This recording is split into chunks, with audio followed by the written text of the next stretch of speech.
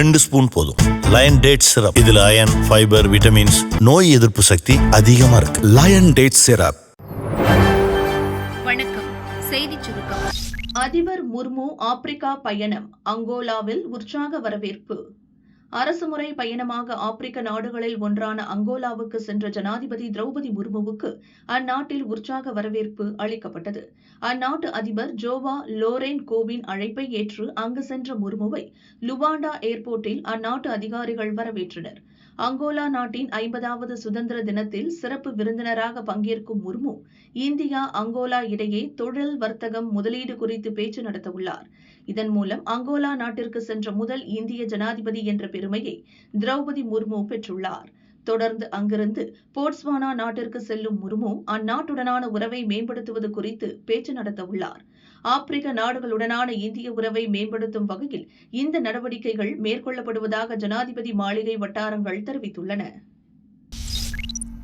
வடகிழக்கின் கல்வி வளர்ச்சிக்கு 21,000 கோடி ரூபாய் முதலீடு. வடகிழக்கு மாநிலமான அசாமின் பிஸ்வநாத் மாவட்டம் கோபூரில் புதிதாக அமையவுள்ள தொழில்நுட்ப மற்றும் தொழிற்கல்வி பல்கலைக்கு மத்திய நிதியமைச்சர் நிர்மலா சீதாராமன் அடிக்கல் நாட்டினார்.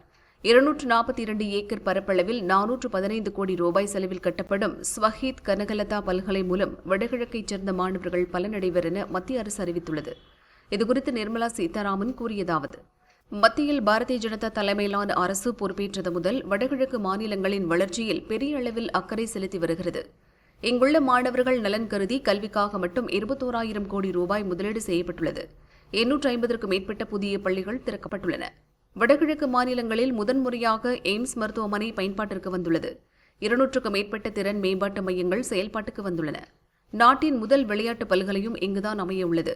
தெற்காசியாவின் மிகப்பெரிய புற்றுநோய் சிகிச்சை மையம் இங்கு உருவாகியுள்ளது. இங்கு 2வது IIM அமைக்கவும் மத்திய அரசு நடவடிக்கை எடுத்து வருகிறது. சாலைகள், பாலங்கள், சுரங்கப்பாதைகள் அமைக்கப்படுவதுடன் விமான போக்குவரத்து மற்றும் ரயில்வே துறை மேம்பாட்டிலும் அரசு கவனம் செலுத்தி வருகிறது. கடந்த 11 ஆண்டுகளில் வடகிழக்கில் மட்டும் புதிதாக 10 பசுமை விமான நிலையங்கள் அமைக்கப்பட்டுள்ளன. நாட்டின் ரயில்வே வழித்தடத்துடன் முதன்முறையாக மணிப்பூர் மற்றும் மேகாலயா மாநிலங்கள் இணைக்கப்பட்டுள்ளன என்றார். உட்கட்சி பூசலுக்கு தீர்வு காண பொறுப்பாளருக்கு ஸ்டாலின் உத்தரவு. உட்கட்சி பிரச்சினைகளுக்கு உடனடியாக தீர்வு காணவும் அது தொடர்பான அறிக்கையை அறிவாலயத்தில் ஒப்படைக்கவும் 8 மண்டல பொறுப்பாளர்களுக்கு முதல்வர் ஸ்டாலின் உத்தரவிட்டுள்ள தகவல் வெளியாகியுள்ளது. திமுகவில் 76 மாவட்ட செயலர்கள் உள்ளனர். இவர்களை தவிர ஒவ்வொரு மாவட்டத்துக்கும் பொறுப்பு அமைச்சர்களும் 234 தொகுதிகளுக்கு பொறுப்பாளர்களும் நியமிக்கப்பட்டுள்ளனர். மேலும் தமிழகத்தை 8 மண்டலங்களாக பிரித்து மண்டல பொறுப்பாளர்களும் நியமிக்கப்பட்டுள்ளனர். தேர்தல் பணிகளை கண்காணிக்க லோக்சபா, ராஜ்யசபா எம்பிக்கள் சட்டசபை தொகுதி வாரியாக பொறுப்பாளர்களாக நியமிக்கப்பட்டுள்ளனர்.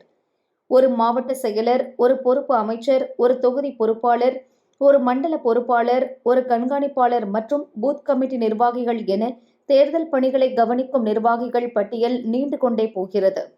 இவர்களுக்கு ஒதுக்கப்பட்ட பணிகளை தவிர்த்து தொகுதி வாரியாக உள்ள குறைகளை களையவும், நிர்வாகிகளை உற்சாகப்படுத்தவும் உடன்பிறப்பே வா என்ற பெயரில் கட்சி நிர்வாகிகளை நேரில் சந்தித்து ஸ்டாலின் பேசி வருகிறார். அப்போது தொகுதி நிலவரம் குறித்தும், உட்கட்சி பூசல்கள், மாவட்ட செயலர் பொறுப்பாளர்கள் மோதல் குறித்தும் ஸ்டாலினிடம் புகார் தெரிவித்து வருகின்றனர். உட்கட்சி மோதல் விவகாரம் ஸ்டாலின் கவனத்துக்கு வரும் பட்சத்தில் இருதரப்பினரையும் அழைத்து சமரசம் செய்வதுடன் அவர்களை எச்சரித்தும் அனுப்பி வைக்கிறார்.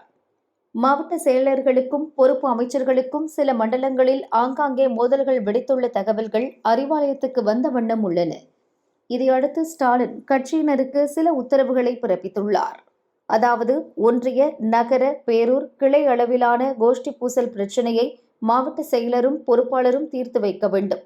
அவர்களால் முடியாத பட்சத்தில் மண்டல பொறுப்பாளர்களின் கவனத்திற்கு கொண்டு செல்ல வேண்டும்.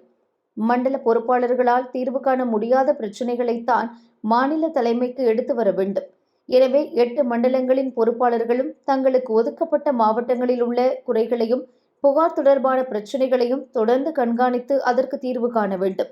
அந்த விவரத்தை அறிக்கையாக அறிவாலயத்தில் ஒப்படைக்க வேண்டும் என ஸ்டாலின் உத்தரவிட்டுள்ளதாக கூறப்படுகிறது.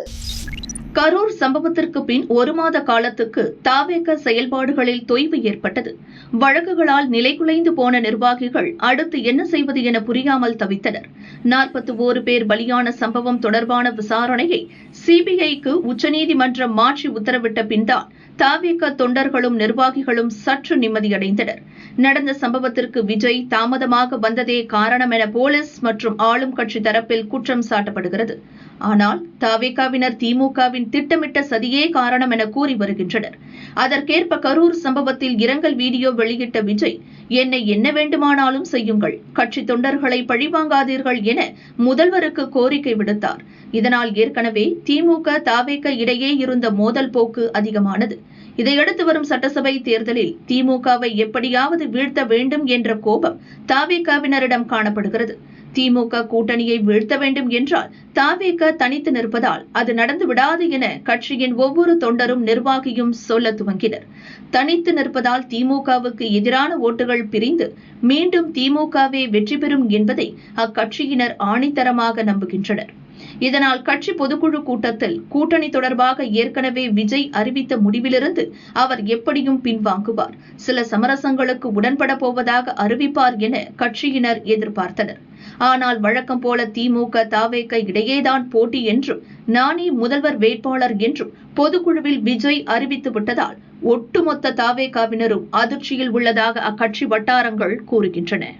இதுகுறித்து தவிக வட்டாரங்கள் கூறியதாவது, கட்சி துவங்கிய போது திமுக மீது இருந்த வெறுப்பு கரூர் சம்பவத்துக்கு பின் விஜய்க்கு அதிகமாகியுள்ளது.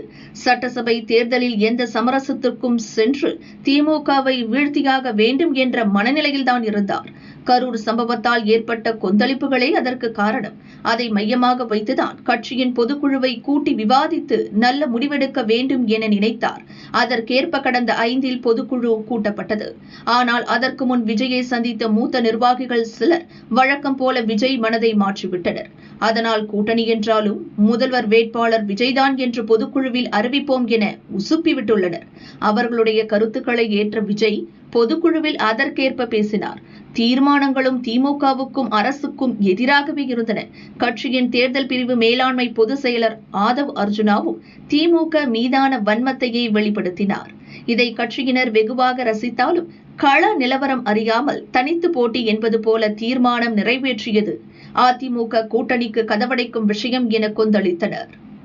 வலுக்கட்டாயமாக கூட்டணி கதவுகளை ஏன் அடைக்க வேண்டும் என கேட்டு அங்கலாய்க்கும் கட்சியினர் இதே நிலை தொடர்ந்தால் தவிக வெற்றியடைய வாய்ப்பில்லை என்ற முடிவுக்கும் வந்துவிட்டனர்.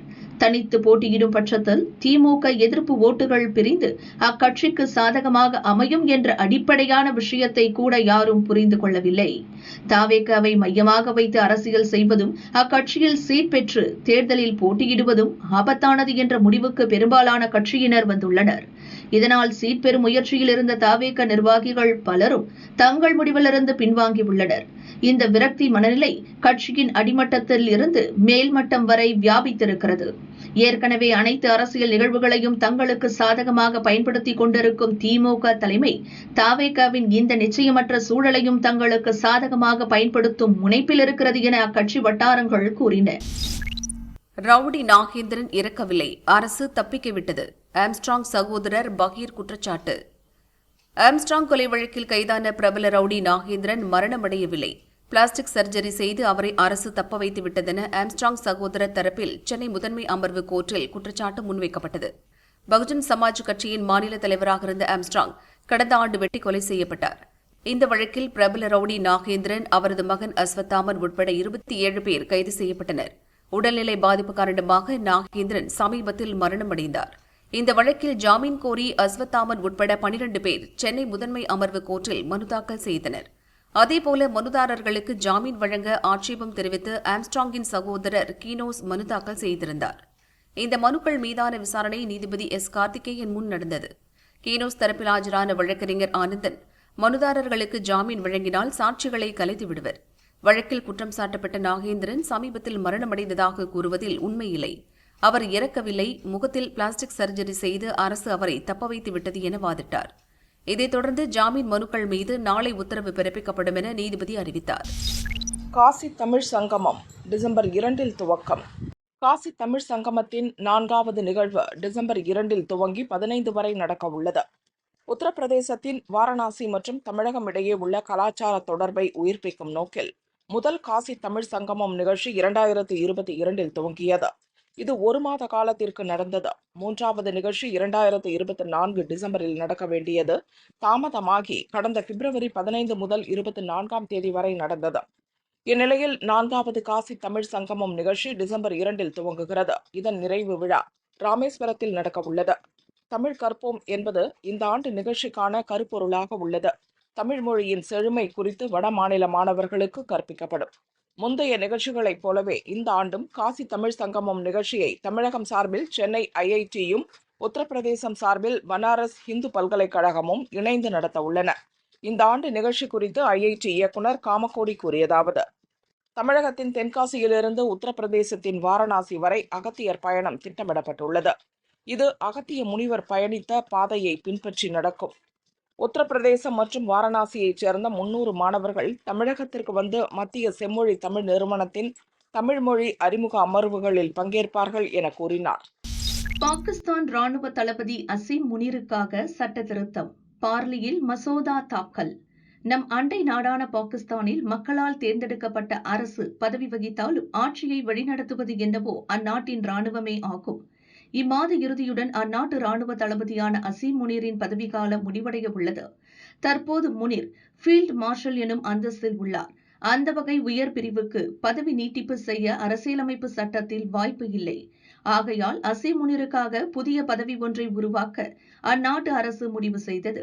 அரசியலமைப்பு சட்டத்தின் 243வது பிரிவில் 27வது திருத்தம் மேற்கொள்வதற்கான மசோதாவை பார்லிமெண்டில் தாக்கல் செய்தது. இந்த திருத்தத்தின்படி பாதுகாப்பு படைகளின் தலைவர் என்ற புதிய பதவி உருவாக்கப்படும். இது ராணுவம், கடற்படை மற்றும் விமானப்படைகளை ஒருங்கிணைக்கும் தலைமை பதவியாகும். இப்பதவி உருவாக்கப்படுவதை அடுத்து நீண்ட காலமாக இந்த 3 படைகளுக்கும் இடையேயான ஒருங்கிணைப்பை கையாளும் கூட்டு படைகளின் தலைமை தளபதி பதவி ஒழிக்கப்படும் என கூறப்படுகிறது. அரசியலமைப்பு சட்ட திருத்தத்தின்படி ராணுவ தளபதியே பாதுகாப்பு படைகளின் தலைவராகவும் பதவி வகிப்பார் என்று மசோதாவில் கூறப்பட்டுள்ளது. மேலும் இப்பதவிக்கான நபரை பிரதமரின் ஆலோசனையின்படி அந்நாட்டு அதிபர் நியமிப்பார் என கூறப்பட்டுள்ளது. அமெரிக்காவில் 1200 விமானங்கள் ரத்து, போக்குவரத்து முடங்கும் அபாயம். அமெரிக்க பார்லிமென்டில் நிதி மசோதாவுக்கு ஒப்புதல் கிடைக்காததால் முக்கிய துறைகளுக்கு நிதி ஒதுக்க முடியாத நிலை ஏற்பட்டுள்ளது. இதன் காரணமாக விமான போக்குவரத்து துறை ஊழியர்களில் பெரும் பகுதியினர் சம்பளமில்லாத விடுமுறையில் அனுப்பப்பட்டனர். மிக குறைவான ஊழியர்கள் சம்பளமில்லாமல் வேலைக்கு வரவேண்டிய கட்டாயத்தில் உள்ளனர்.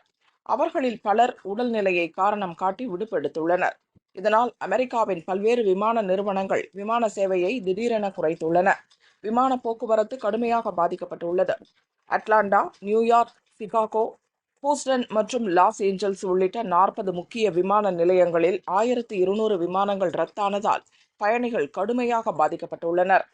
இந்நிலை தொடர்ந்தால் அமெரிக்காவில் கடும் போக்குவரத்து முடக்கம் ஏற்படும் என அஞ்சப்படுகிறது.